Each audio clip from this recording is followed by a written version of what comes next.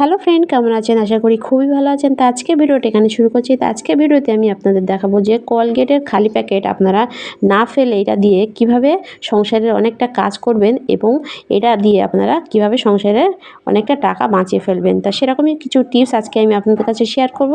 তা ভিডিওটা শুরু করার আগে যারা আমার চ্যানেলে নতুন আছেন তারা অবশ্যই সাবস্ক্রাইব করে আমার পাশে থাকবেন, পাশে বেল আইকনটা বাজিয়ে দেবেন। তা চলুন চলে যাই প্রথম টিপসে। তা দেখুন, কোলগেট আমরা কি করি? দাঁত মাজার কাজে ইউজ করি, কিন্তু দাঁত মাজা কাজ ছাড়া এগুলো দিয়ে আমাদের সংসারে অনেক রকম কাজ আমরা করে নিতে পারি। তা কী কাজটা দেখুন, আমি এখানে নিয়েছি একটা কাঁচি। তা এরকম কাঁচি আমাদের প্রত্যেকের বাড়িতে থাকে। তো এগুলো এরকম ধার কমে গেলে বা কালো হয়ে গেলে আমরা কী করি, এগুলো আমরা আবার বাজারে গিয়ে এটা হয়তো শান দিয়ে নিয়ে আসি টাকা খরচ করে, বা এটা চকচকে করে নিয়ে আসি।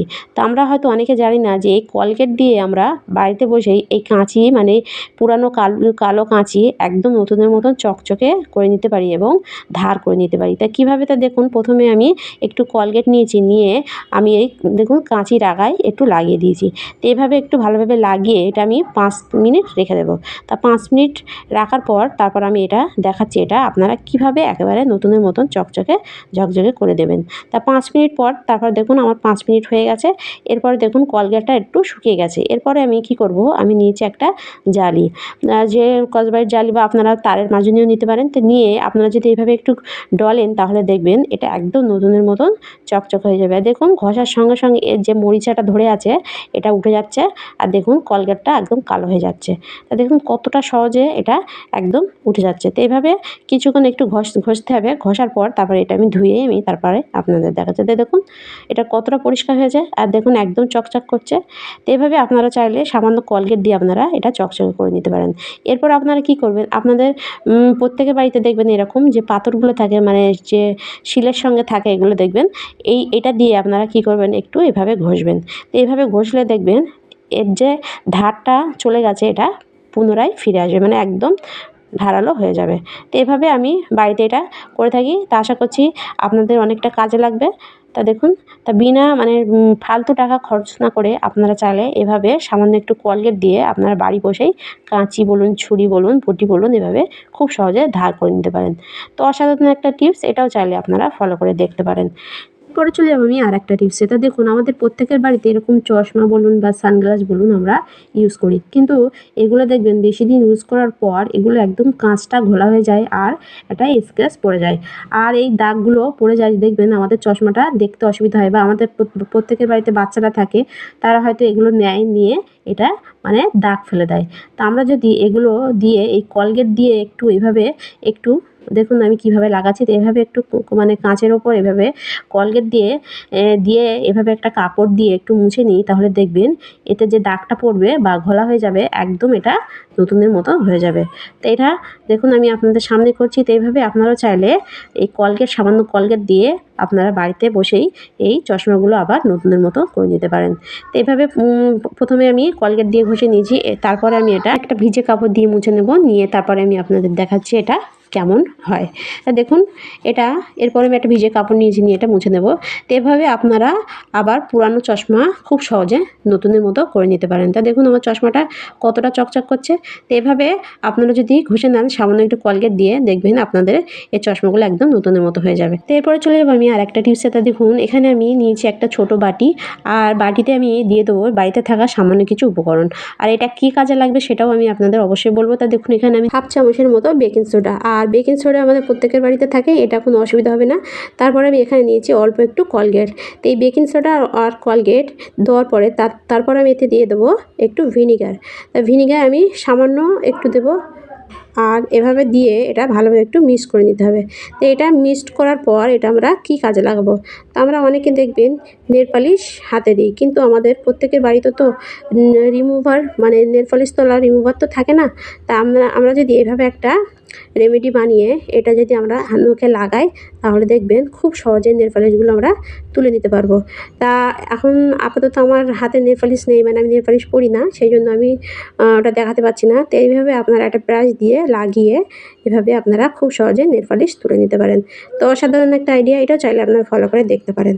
এরপরে চলে যাবো আমি আরেকটা টিপসে। তা দেখুন আমাদের প্রত্যেকের বাড়িতে ছোটো ছোটো বাচ্চা থাকে, দেখবেন যারা ফিডার ইউজ করে, যা ফিডারে দুধ খাওয়ার পর দেখবেন এটা খুব বাজে একটা গন্ধ হয় বা দেখবেন নোংরা হয়। তাই এটা ছোট হওয়ার কারণে এটা আমরা হাত ঢুকিয়ে মানে এরা ভালোভাবে পরিষ্কার করতে পারি না। তো আমরা যদি এটা পরিষ্কার করার জন্য সামান্য একটু কোলগেট এতে দিয়ে আর এতে যদি আমরা ব্রাশ দিয়ে একটা খুব সহজে পরিষ্কার করি তাহলে দেখবেন খুব ভালো হয়। আর এতে সার্ফ সাবান দিয়ে পরিষ্কার করলে দেখবেন বিশেষ করে এর ভেতরে সার্ফের একটা গন্ধ থাকে। তা আপনারা যদি সার্ফ সাবান দিয়ে পরিষ্কার না করে এভাবে একটু কোলগেট দিয়ে আর একটা ব্রাশ দিয়ে এই পদ্ধতিতে পরিষ্কার করেন তা দেখবেন খুব সহজে আপনারা এই পরিষ্কার করে দিতে পারবেন। আর কোলগেটের তো ভালোই জিনিস, এটা খারাপ না। কোলগেট দিয়ে পরিষ্কার করলে বাচ্চাদের স্বাস্থ্যের কোনো ক্ষতি হবে না। তা দেখুন, তো এভাবে আপনারা খুব সহজে আর এটা এই নিপিল থেকে শুরু করে খুব সহজে ছোটো ছোটো জিনিস এভাবে পরিষ্কার করে নেওয়া যাবে এই সামান্য একটু কোলগেটের দিয়ে। এরপরে এটা আমি ধুয়ে আপনাদের দেখাচ্ছি এটা পরিষ্কার হয়েছে কিনা। তারপরে দেখুন এটা কতটা পরিষ্কার হয়েছে। তো এইভাবে সামান্য একটু কোলগেট দিয়ে আপনারা এই ফিডারগুলো আপনারা খুব সহজে পরিষ্কার করে নিতে পারেন। তো অসাধারণ একটা আইডিয়া, এটা চাইলে আপনারা ফলো করে দেখতে পারেন। তো এরপরে চলে যাব আমি আর একটা টিপস, যেটা দেখুন আমাদের প্রত্যেকের বাড়িতে গ্যাস থাকে। আর এই গ্যাস যে ওভেনগুলো দেখবেন এগুলো আমাদের রান্নাবান্না করার পর নোংরা হয়, কিন্তু আমরা যখন এটা শুধু মুছি বা দেখবেন এটা ততটা পরিষ্কার হয় না বা তেল ছিটে থাকে না। সবসময় তো সাবান সার্ফ হয়তো আমাদের বাড়িতে থাকে না। তা আপনারা কি জানেন যে এই সামান্য এই গ্যাসের ওভেন আপনারা খুব সহজে একদম পরিষ্কার করে দিতে পারেন বাড়িতে থাকা সামান্য এই কোলগেট দিয়ে। আজকে আমি এটা কোলগেট সামান্য একটু কোলগেট দিয়ে একদম পরিষ্কার করে দেখাবো। আর অনেক সময় দেখবেন মানে এই গ্যাসের উপর এরকম জাং ধরে যায়। তো দেখবেন এই জাং ধরে যায় বা আমরা সাবান সার্ফ দিয়ে ঘষলেও এটা ওঠে না। তা আপনারা এভাবে একটু কোলগেট নিয়ে এভাবে যদি এবার যেখানে যেখানে দেখবেন একটু মানে মরিচা ধরে গেছে সেখানে যদি এভাবে লাগিয়ে রেখে 5 মিনিট পর আপনারা ঘষেন তাহলে দেখবেন এটা খুব সহজে উঠে যাবে। দেখুন আমার লাগানোর সঙ্গে সঙ্গে দেখবেন এই মরিচাগুলো উঠে যাচ্ছে। আর এটা বিশেষ করে কোলগেট মরিচা তোলার ক্ষেত্রে অনেকটাই কার্যকরী। এভাবে আমি পুরোটা মানে ব্রাশ দিয়ে ভালোভাবে একটু লাগিয়ে দেবো, লাগিয়ে দিয়ে তারপর আমি আপনাদের দেখাচ্ছি এটা কেমন পরিষ্কার হয়। তা সার্ফ সাবান না দিয়ে এভাবে আপনারা খুব সহজে কোলগেট দিয়ে এটা আপনারা এই গ্যাসের ওভেন আপনারা পরিষ্কার করে নিতে পারেন খুব সহজে। তা দেখুন আমি এটা ভালোভাবে লাগিয়ে দিচ্ছি। তা লাগানোর পর তারপর আমি আপনাদের দেখাচ্ছি এটা কেমন পরিষ্কার হয়। তো আমার একধারে লাগানো হয়ে গেছে, তারপর আমি এই সাইডটাও একটু লাগিয়ে দেবো। এভাবে সামান্য শুধু একটু কোলগেট, সামান্য কোলগেট দিয়ে আপনারা শুধু গ্যাসের ওভেন না, আপনারা চাইলে গ্যাসের এই বার্নারগুলোও খুব সহজে পরিষ্কার করে নিতে পারেন। তাই এর ভিডিও আমার চ্যানেলে দেওয়া আছে, আপনারা চাইলে সেখান থেকে দেখে আসতে পারেন। তাহলে দেখুন এরপরে দেখুন আমার পুরোটা ঘষা হয়ে গেছে। এরপরে আমি একটা জালি নিয়ে এটা পুরোটা ভালোভাবে একটু মানে মুছে নেব। তা প্রথমে আমি শুধু মুছেছি, তারপরে আমি ভালোভাবে একটু মুছে নিচ্ছি একটা কাপড় ভিজিয়ে। তো এভাবে মুছে তারপরে আমি আপনাদের দেখাচ্ছি এটা কেমন পরিষ্কার হয়। তা দেখুন এখানে আমি সাবান সার্ফ কিছু ইউজ করিনি, সামান্য একটু কোলগেট দিয়ে আমার গ্যাসটা দেখুন মানে ওভেনটা দেখুন একদম নতুনের মতো হয়ে গেছে। আর আপনারা পরিষ্কার করার আগে এভাবে একটা টিফিনের ঢাকনা বা এরকম একটা বাটি দিয়ে এটা ঢেকে রাখবেন, না হলে জল ভেতরে ঢুকে যেতে পারে। তো অসাধারণ একটা আইডিয়া, এটা চাইলে আপনারা ফলো করে দেখতে পারেন। এরপরে চলে যাবো আমি আরেকটা টিপসে। আর এই টিপসটা আপনাদের আশা করছি অনেকটা কাজে লাগবে। তো এর জন্য নিয়েছি আমি একটা ছোট্ট বাটি, আর বাটিতে দিয়ে দেবো আমি বাড়িতে থাকা সামান্য কিছু উপকরণ যেগুলো আমাদের প্রত্যেকের বাড়িতে থাকে। আর এখানে আমি নিয়েছি একটু হলুদ গুঁড়ো। তো হলুদ গুঁড়ো বা কাঁচা হলুদ যে কোনো আপনারা নিতে পারেন। তো এখানে আমি বাড়িতে যে রান্নার হলুদটাই নিয়েছি। আর তারপরে নিয়েছি 1 চামচ চিনি। তো 1 চামচ চিনি আর হলুদ গুঁড়ো, আর এতে দিয়ে দেবো আর 1 চামচ বেসন। বেসন আমাদের স্কিনের পক্ষে কতটা ভালো সেটা আমরা সবাই জানি। আর চিনি আমাদের শরীরে মানে স্কার্ফের কাজ করে অনেকটা ভালো। এটা মানে শরীরের ময়লা তুলতে সাহায্য করে।